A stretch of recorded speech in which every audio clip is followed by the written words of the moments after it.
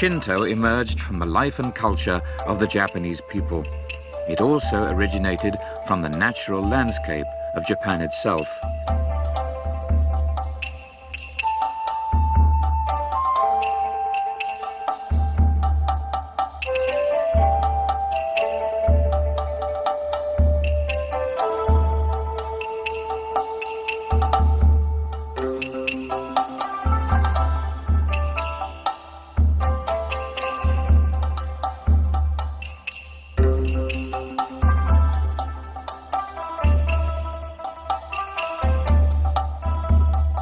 Japan is a country of 4 major islands and many smaller islands, all situated east of China and Korea in the Pacific Ocean.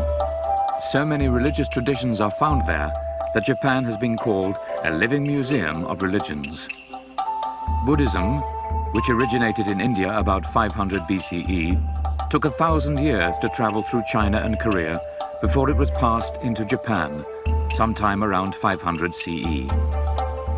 Over the centuries, the Chinese traditions of Confucianism and Taoism also were transmitted to Japan, though they were accepted in Japan more as philosophical and ethical ideas. Many aspects of Chinese culture also came to Japan, along with these religious and philosophical influences. In addition to these imported traditions, however, one religious tradition emerged from the culture and experience of the Japanese people. This distinctively Japanese tradition is Shinto, and it began in prehistoric times. In fact, it was the importation of Buddhism, Confucianism, and Taoism that prompted the Japanese to name their own tradition. Buddhism was known as the Way of the Buddha, so Japan's tradition of worshipping the deities called kami came to be known as the Way of the Kami. In the Japanese language, another way of pronouncing Way of the Kami is Shinto. On a number of key points, Shinto differs from the other Japanese religious traditions. Buddhism, Confucianism, and Taoism are all founded traditions, each established by historical or legendary figures who set forth basic teachings or religious messages. By contrast, Shinto has no founder, and it features no explicit set of teachings or doctrines. Buddhism, Confucianism, and Taoism all have cosmic or universal claims in their messages, meaning that they intend to speak to all peoples. By contrast, Shinto sees itself specifically as an extension of the culture and nation of Japan. So from the earliest times up through the Middle Ages, these 4 philosophical and religious traditions constituted the spiritual heritage of Japan.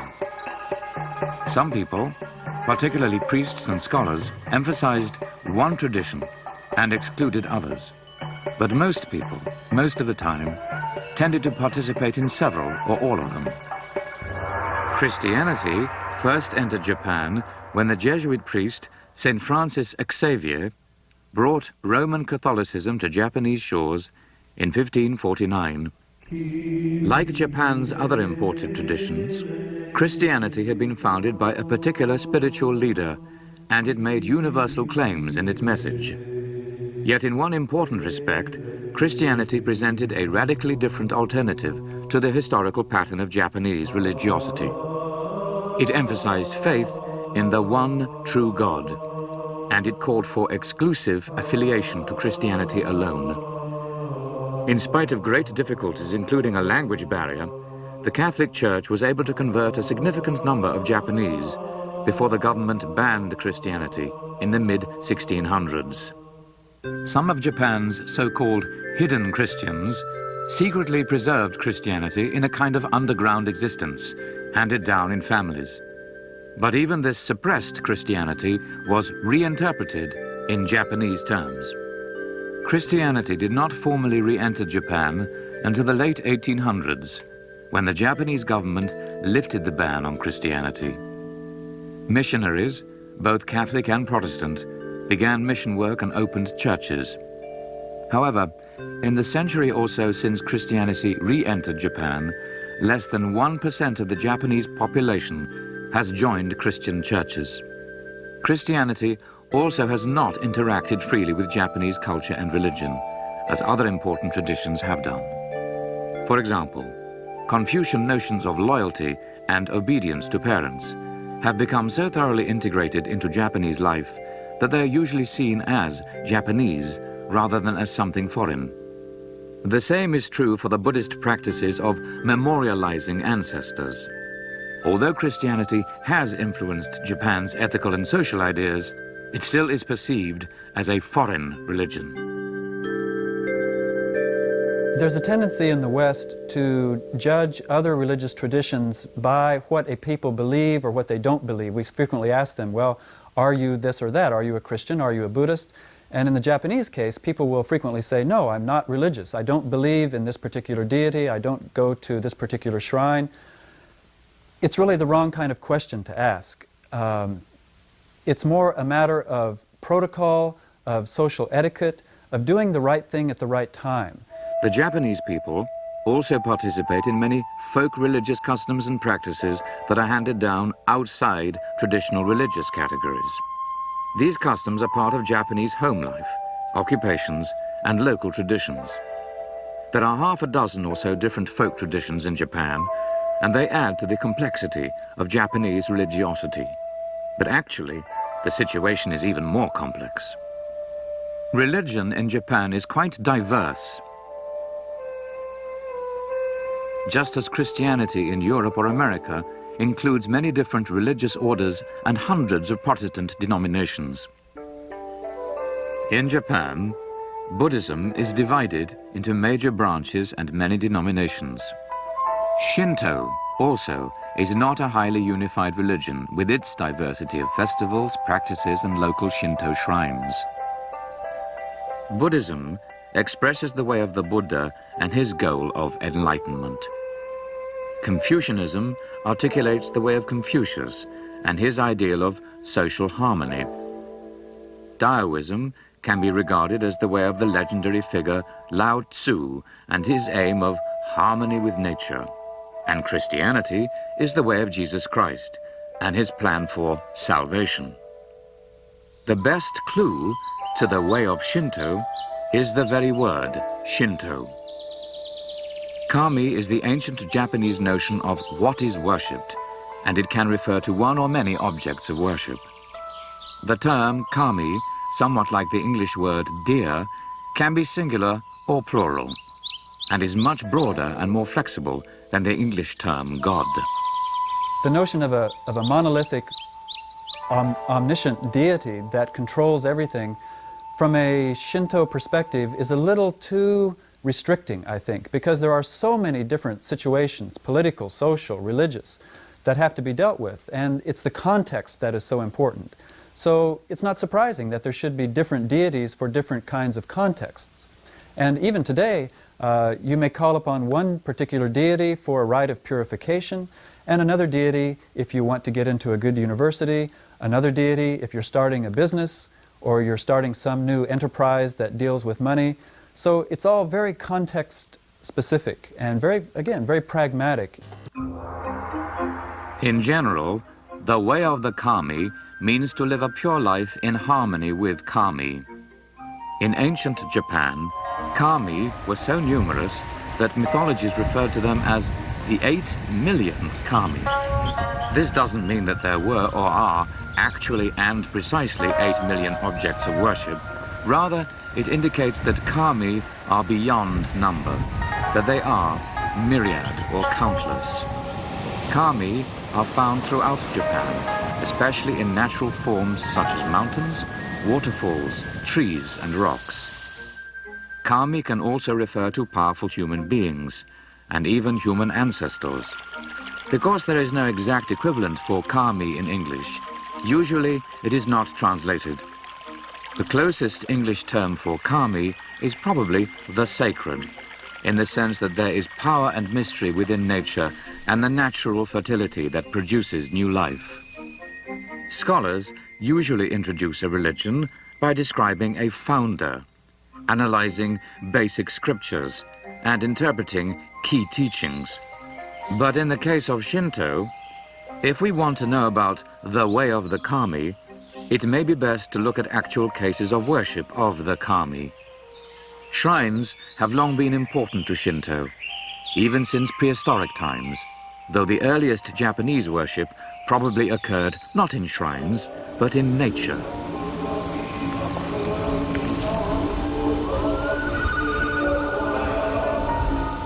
In modern times, Shinto shrines can be found throughout Japan, in cities as well as the countryside. These shrines are quite different from one another. They may be huge and imposing, or they may be tiny wayside buildings. Some are ancient, others of recent construction. Every Japanese lives within walking distance of a Shinto shrine. Traditionally, the shrine closest to one's house is considered the tutelary or protective shrine for the family. The Japanese don't regularly worship at Shinto shrines in the way that Christians or Jews gather for congregational worship on a specific Sabbath day. The Japanese, instead, will visit a Shinto shrine on a specific occasion to offer a prayer to seek help, or perhaps to attend an annual festival. A number of features distinguish and preserve the sacred character of a Shinto shrine and its grounds. At the formal entrance to the shrine is a sacred archway or gate called a torii.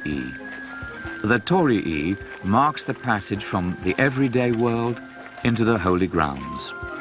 It symbolically protects the grounds from evil influence, and it makes those who enter realize that special religious behavior is appropriate there.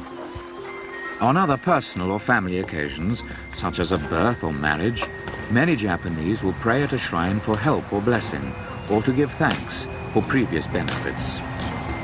But the Japanese visit a shrine most often during festivals, and the single most important Japanese festival is the celebration of the New Year.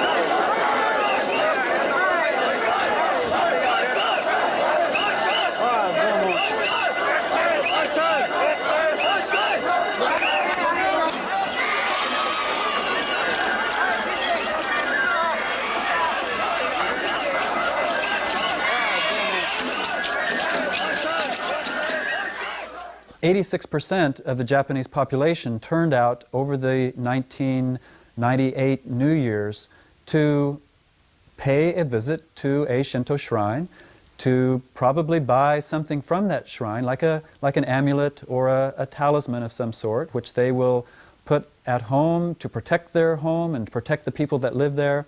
Maybe they'll put it in their car for transportation safety. Maybe they'll attach it to a bag that they carry every day to work or to school. So it's really a matter of practice. And over time, these practices have a kind of momentum to them that induces or encourages belief. So I would say it's practice first. It's social etiquette, doing the right thing at the right time to relieve, to manage anxiety, to empower the individual, and then maybe later on, belief will accompany that. In front of the shrine entrance, and on each side of the walkways to the main shrine, there will be many vendors selling food, trinkets, and souvenirs. Many lights will be strung about and lit in the evening. There may be live or recorded music as well. Huge numbers of people throng to these shrines.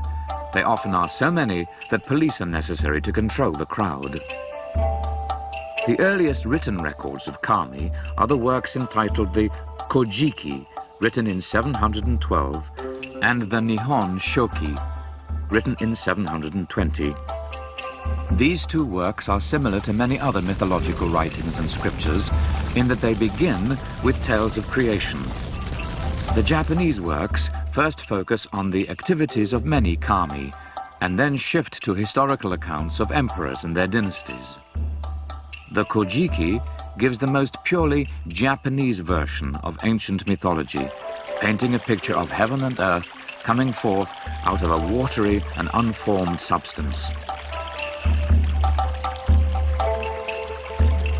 The Nihon Shoki interweaves Japanese mythology with Chinese philosophical notions that are used to interpret the creation. Some early passages of the Nihon Shoki refer to the Chinese concept of yin and yang, that is, the negative and positive, or the female and the male. Ancient Japanese beliefs and practices were first influenced by the Chinese sometime around 500 CE.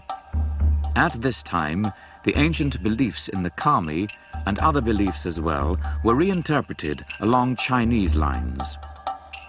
The foremost of these kami are the divine couple Izanami and Izanagi, who are responsible for much of creation, and the sun goddess Amaterasu, from whom the imperial line is descended. The Kojiki and Nihon Shoki are the earliest known writings on ancient Japanese mythology, and they are important records of Japan's ancient beliefs. But they are not considered to be scriptures, like the Bible in Christianity or the Vedas in Hinduism. Shinto priests and thinkers do grant them a sacred status, but most Japanese people regard them as imaginative or fanciful writings. In other words, legendary materials rather than scriptural authorities. Shinto has a very pragmatic part to it, especially in the ritual context, where the deity can be called upon to be present. But of course, the deity can manifest itself at any time and in any place. So there is always that unpredictable, spontaneous aspect to the Shinto deity, which may manifest itself as a typhoon, or as a bolt of lightning, or as a clap of thunder, or as a river that goes out of control. Likewise, it may manifest itself as sun or rain when it's most needed, and when it's most beneficial to the people, to the crops that are being grown, or to the animals also. Japanese beliefs and practices go back many centuries before they were first written down in the Kojiki and Nihon Shoki. And what we see in later Shinto is not necessarily the same as what existed in prehistoric times. Shrine buildings and even the word Shinto itself were not found in the prehistoric period. Only when new religious traditions entered Japan was there a need to distinguish the native Japanese religious heritage from other traditions. We saw in the Nihon Shoki how Japan's indigenous notions of creation and the birth of many kami became blended with the Chinese notion of yin and yang. There was no attempt to choose between an indigenous Japanese version and a Chinese interpretation. The Japanese instead simply combined the Japanese and Chinese traditions. The same kind of interaction occurred between Shinto and Buddhism.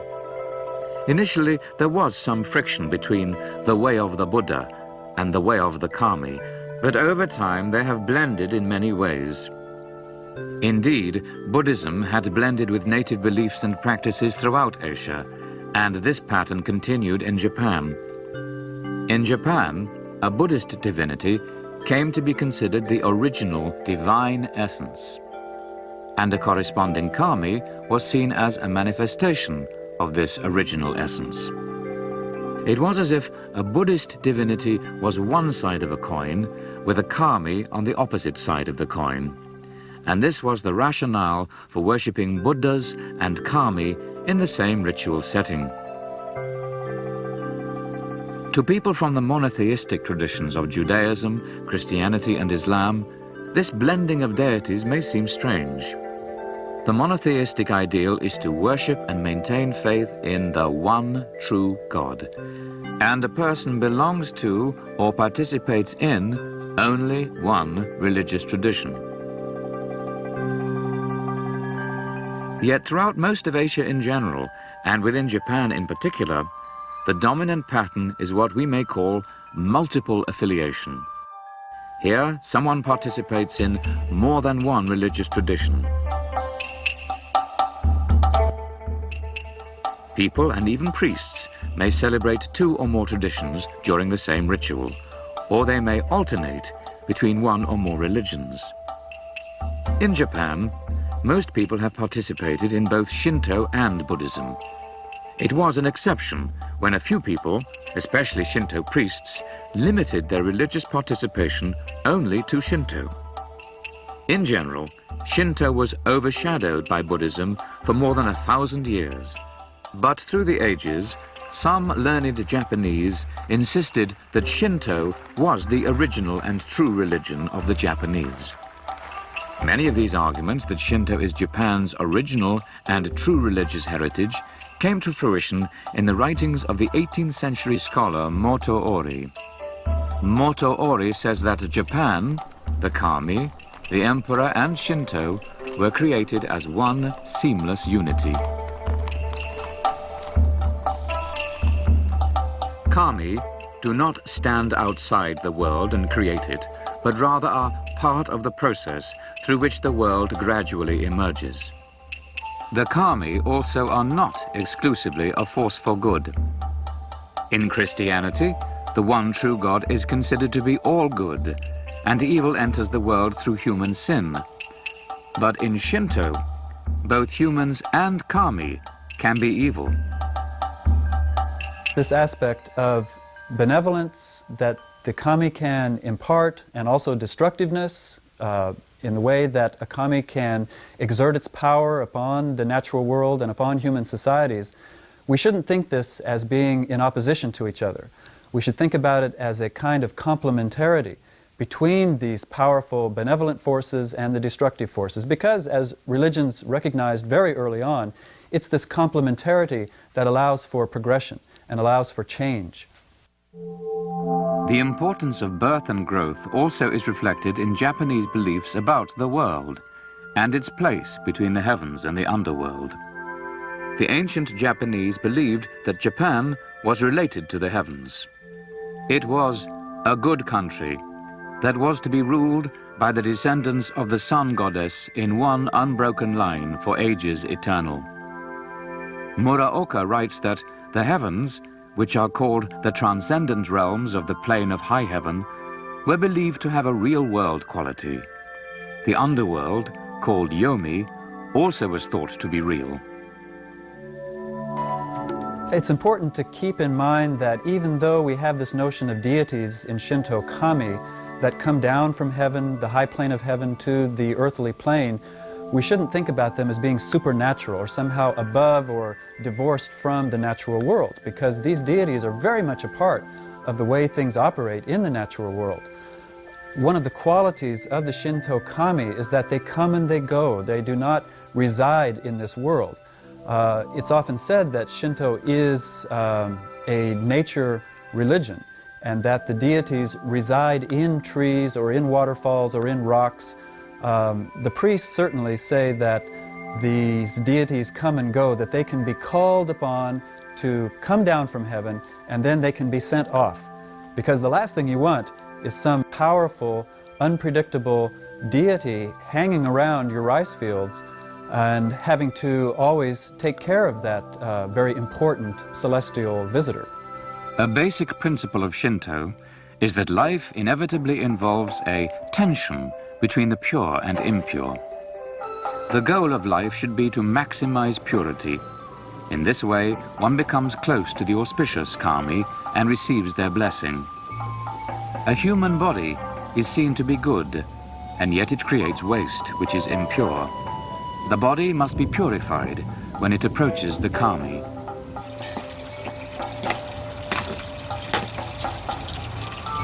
The Japanese think of purification in a way that somewhat resembles ancient Israelite ritual practices, and their concepts of pollution and purification have little in common with Christian teachings about sin and redemption. In Christianity, sin means the willful turning away from God. When the Christian sinner asks forgiveness, he or she seeks to be redeemed through God's grace, thus being restored to a loving relationship with God.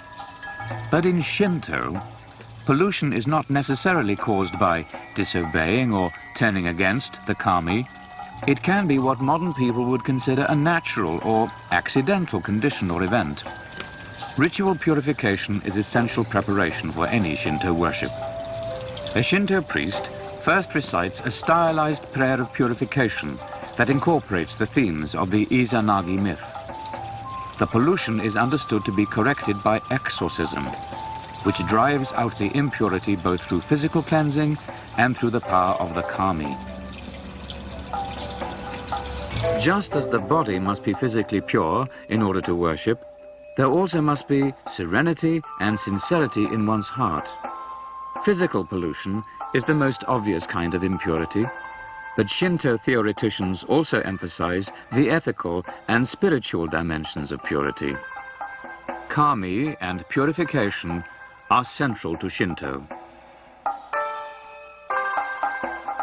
The places where kami are worshipped are shrines, and the persons who lead the formal worship are priests.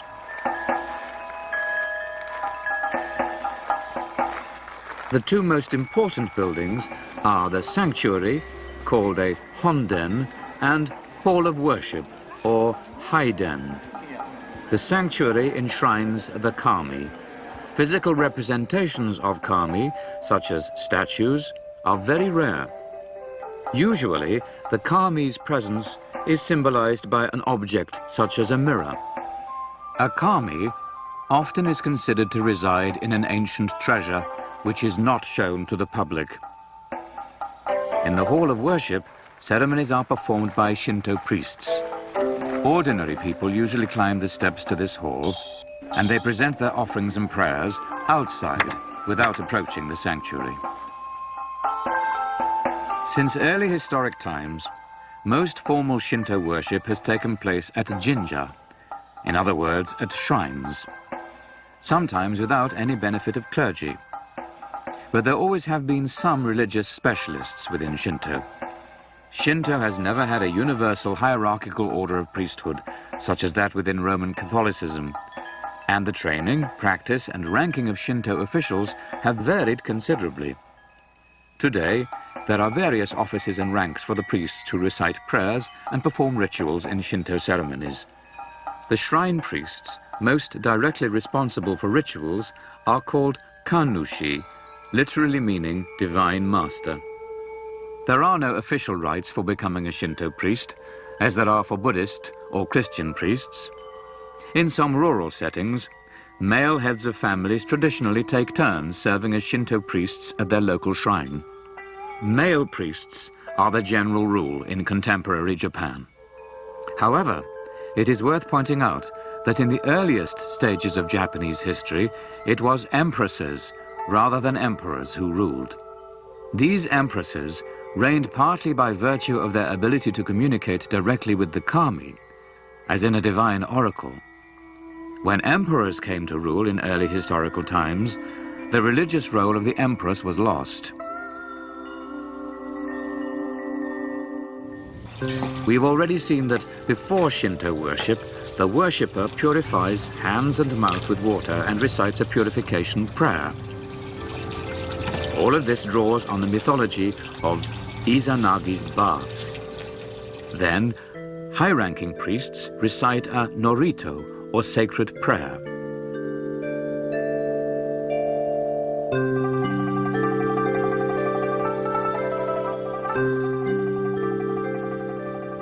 All who are present prostrate themselves as the ritual prayer invokes, or calls down, the kami. There is more music and other offerings. The most important offerings are branches of the sacred tree known as sakaki. As in the rituals of many other religious traditions, Shinto assumes that the kami partake of the spiritual offerings.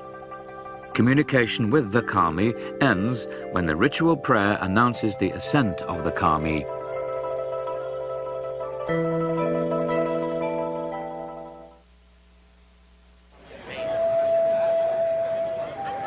Many people travel quite far to visit a large or famous shrine for a festival, or for a particular blessing, or just to buy an amulet. These people generally are worshippers, not parishioners.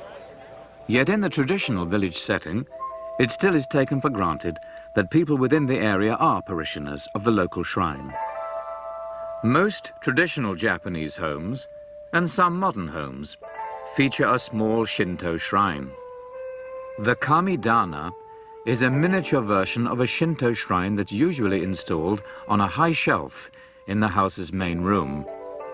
Family members may make offerings at the Kamidana, and from time to time, especially at New Year's, they may bring a new paper talisman from a nearby Shinto shrine and place it on the Kamidana. In ancient times, the people of one clan worshipped the same kami. But in medieval times, the people who lived near a local shrine automatically were considered to be the parishioners of that shrine. In other words, affiliation with a local Shinto shrine depended on one's place of residence. Everyone within that area was considered to be blessed or protected by this tutelary kami. There's always this underlying orientation to the world that has what we would say today would be a Shinto perspective to it. There are deities of the land, of the natural world, of ancestral spirits that have to be controlled and maintained. Now, layered upon that are traditions of Buddhism, Confucianism, even Taoism, even later on Christianity, that are not in opposition to. They are in harmony with, and they are syncretic with this earlier orientation. However, at the end of the feudal period, when the Japanese state modernized, there was a split between the old regime, the reformers that wanted to revitalize the Japanese state, bring back the emperor, and basically to be able to defend the nation of Japan from imperial powers such as England, Spain, Portugal, France that were in the area. They felt like they had to do what these powers did. They had to find a spiritual engine to drive this vehicle of modernization. And Shinto was considered to be the most viable candidate for this. Yet in modern times, especially with Japan's greater religious freedom after World War II, the situation within Shinto has changed considerably. With increased social mobility and the relative anonymity of large cities, many Japanese people have no sense of being a parishioner of a certain shrine. In fact, many Japanese don't even know which shrine would house the tutelary kami of their area. One of the ways that Shinto helped in the modernization process was to create a notion of community, that we are all one people as Japanese, because basically until 1868, Japan was a fragmented area where there were particular clans that ruled particular areas. But from the 1860s onward, there was this notion and a legal entity of the Japanese nation, of the Japanese state. So Japanese had to be created. The emperor was instrumental. Kami and the alignment of kami, the involvement of kami with each community and the lives of common people was also very, very important in this whole process of creating the modern Japanese state. Part of this is still with us today in Japan because it does still provide an orientation to the universe, to social relationships, to the relationship that people have with the natural world. The feudal country of Japan became a modern nation-state in 1868. To understand the significance of 1868, we must go back to the preceding era, when Japan was a collection of feudal territories, each territory ruled by a feudal lord. These territories together were controlled by a military dictator called a shogun. The time of the Tokugawa shoguns lasted from about 1600 to 1867. During most of this time, Japan isolated itself from the rest of the world, and much of the nation's intellectual, ethical, and political thought was dominated by Confucianism. Yet its religious life was Buddhist because of events harking back to the mid-16th century. Christianity had entered Japan in 1549 at the hands of Saint Francis Xavier. It had flourished for about a century before missionaries were persecuted and Christianity was banned. To maintain the ban on Christianity and to control the people, the Japanese government officially supported Buddhism, which, in the mid-17th century, became practically the established religion of the land. Every Japanese family was required to belong to a local Buddhist temple, and all births, marriages, deaths, and changes of address were registered there. Beginning in the late 1700s and early 1800s, a number of problems began to plague Japan's feudal government. The economic imbalance between rich and poor led to peasant revolts and urban uprisings. European countries and the United States were increasingly pressing Japan to open its borders to trade. These and other internal and external pressures caused a growing sentiment within Japan to remove the shogun and to restore the emperor to more direct rule. The late 1800s in Japan were full of attempts to implement a parliamentary government that would be headed by the religiously symbolic figure of the emperor and legitimized by the religion of Shinto. Western countries criticized Japan's prohibition of Christianity and demanded that the ban be lifted. In 1873, the Japanese government relented, allowing Christianity to be practiced and Christian missionaries to be active in Japan. In essence, the Shinto way of life now became a civic and natural duty of the Japanese citizen. School books now taught that Japan was created by the kami and that the emperor is descended from the sun goddess. These beliefs came to be seen as national history and national culture rather than religion. Students were required to bow and venerate the emperor's photograph.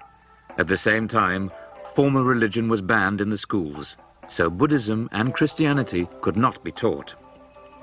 In the drive to unify the people and strengthen the nation, Japan's government linked ancient mythology and official Shinto to absolute loyalty to the emperor, and also to unconditional support for colonialism and militarism. For the first and only time, a large number of Shinto shrines were built outside Japan. So it was very much in the interests of political leaders to have rituals that were amenable to controlling not only the natural world, but also the ancestral spirits of their household, of other clans, of the people in general, and of people at the lower levels of society, or the non-elite levels. In the 20th century, especially during and after the 1930s, Japan's schools became much more strict. The curriculum taught absolute loyalty to the emperor and to any policies undertaken in his name. In short, Shinto became very closely caught up in the war effort of World War II. Yet Japan's Buddhists and Christians also strongly supported Japan's war effort and her militarism.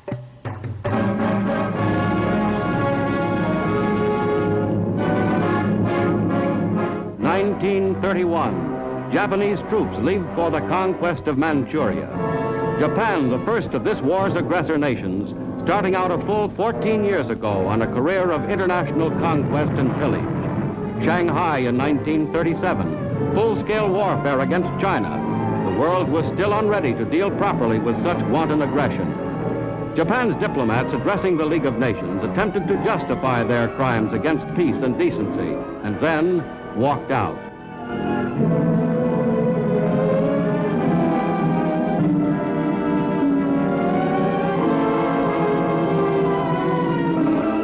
A long series of brutal attacks upon an unprepared neighbor continued. Japan seized a whole new empire.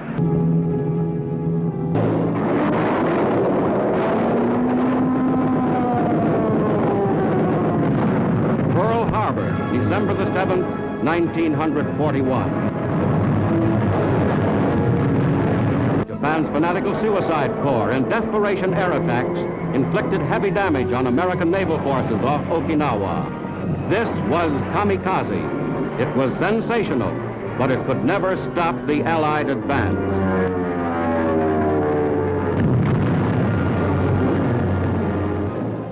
World War II ended in 1945 with a devastating defeat for Japan. Japan's colonial thinking now collapsed. All Japanese religions had supported it, but Shinto was most closely identified with the war effort. When Japan unconditionally surrendered in 1945, Western allies imposed a number of conditions for religion. For the first time in Japanese history, there would be complete religious freedom, not only as an ideal, but also as an actual practice. World War II was settled in 1945 on terms that ushered in a radically new democratic way of life for the Japanese. The Japanese scholar Shigeyoshi Murakami notes that the nation-state of Japan produced state Shinto, and a democratized Japan produced freedom of belief. In short, the Japanese state was now officially separated from religion. The emperor was required to announce that he was not a kami, although the form of his announcement later came to be seen as highly ambiguous. Shinto lost its protected status as a non-religious system of commitments. It also lost state subsidies, and its many priests were no longer government employees. Japan has a rich variety of very old religions. Indigenous Shinto, Indian Buddhism, Chinese Taoism and Confucianism, European latecomer Christianity. Yet Japan has seen the creation of hundreds of new religions in the 19th and 20th centuries. Many Japanese were experiencing a rapidly changing social setting, and they were dissatisfied with the solutions offered by the existing religious institutions. Yet they still were strongly attracted both to traditional themes like the cultivation of virtue and to long-standing customs such as ancestral rites. Many Japanese were drawn to religious leaders who developed their own teachings and practices, and who helped to resolve questions about personal destiny and social order. The Japanese people still believed in the power of both the Buddhist divinities and the Shinto kami. But much of the vitality in these traditions was found not in the organized aspects of Shinto and Buddhism, but rather in their folk religious practices. This set the stage for the new religions that would soon emerge. Japan's religions of the 1800s were mostly characterized by their focus on living kami. Some of the same religious needs were met also by living kami in the new religion called Tenrikyo. Our kami, God the Parent, is a God who created this world and mankind and any other creatures. The purpose of creation is to see our joyous life by helping each other. And God the Parent protects us in every ways so that we can lead a joyous life. In that sense, God the Parent is all to us.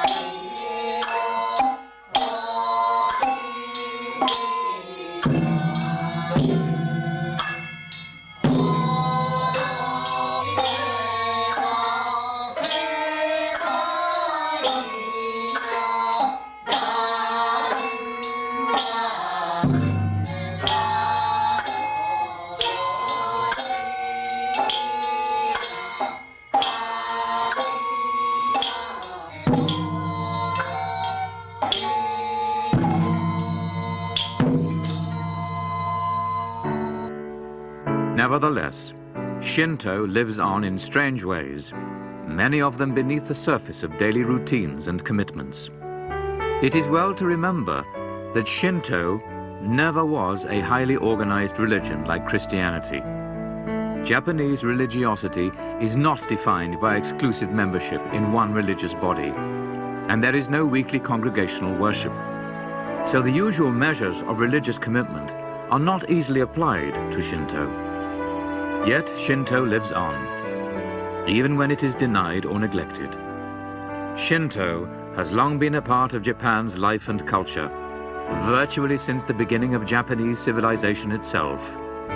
And as long as Japanese culture exists, Shinto probably will continue to be a meaningful part of it.